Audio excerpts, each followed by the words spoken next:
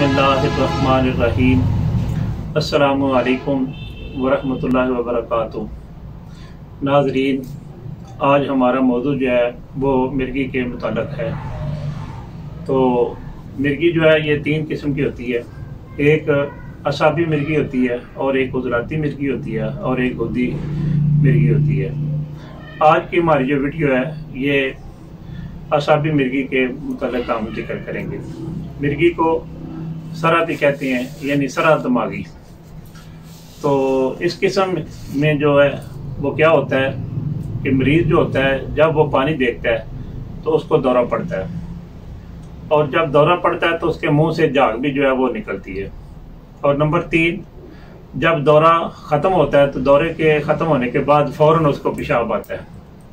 और नंबर 4, जो सरा दिमागी होता है यानी कि जो असाबी मिर्गी होती है, इसमें पेशेंट जो होता है उसको खौफ का गलबा होता है। तो एक तो ये पहचान है, आप इनके ऊपर ज़रा गौर कर लें।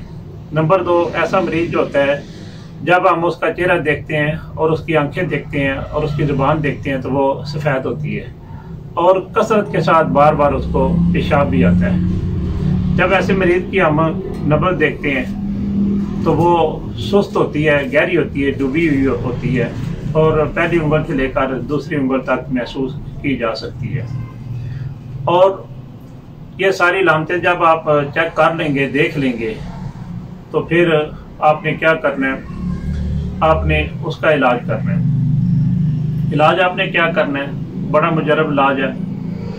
आपने ऐसे करना है, अगर आप कानून मुफरद अज़ा के साथ वाबस्ता है या आप सीखने सिखाने के अमल से गुजर रहे हैं, तो ये जो असाबी मिर्गी होती है, ये असाबी उजलाती की एक तहरीक होती है जिस्म में, जिसकी वजह से ये दौरा पड़ता है।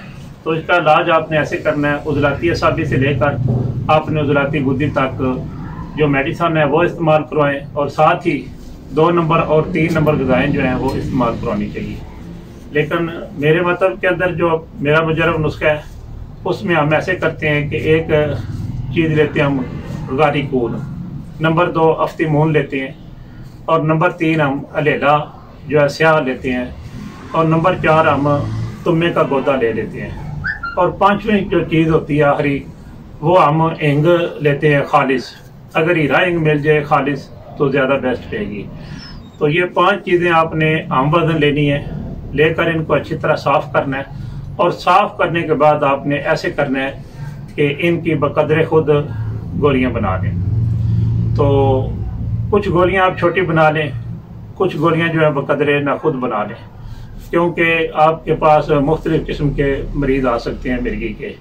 आपके पास बच्चे भी आ सकते हैं, नौजवान भी आ सकते हैं और बूढ़े भी आ सकते हैं। तो ये गोलियां जो हैं आपने ऐसे करनी है कि दिन में 2 मरतबा इस्तेमाल कराएँ। दालचीनी और लौंग का कावा बनाकर उसके साथ आपने ये गोली जो है वो इस्तेमाल करवानी है। और रात को आप अतरीफ़ल ज़मानी जो है वो सर बंद जो दवाखाना है, कोई भी अच्छा दवाखाना है, दर्द है, करशी है और अजमल का जो दवाखाना है, उनकी मतलब है आप वो अतरीफ़ल ज़मानी जो है वो बाज़ार से ले लें। तो अगर कोई आदमी बूढ़ा है, ज़्यादा उम्र वाला है, तो उसको आप 10 ग्राम तक रात को सोते वक्त इस्तेमाल करवा सकते हैं। अगर कोई यंग है तो फिर आप उसको 6 ग्राम यानी कि टीस्पून भी आप इस्तेमाल करवा सकते हैं। लेकिन अगर बच्चा है तो फिर आप 1 माशा से लेकर 3 माशा तक भी उसको इस्तेमाल करवा सकते हैं। ये आपने ज़रूर इस्तेमाल करवानी है, क्योंकि इस मर्ज़ के अंदर जो है वो कब्ज़ का बड़ा ख्याल रखना चाहिए।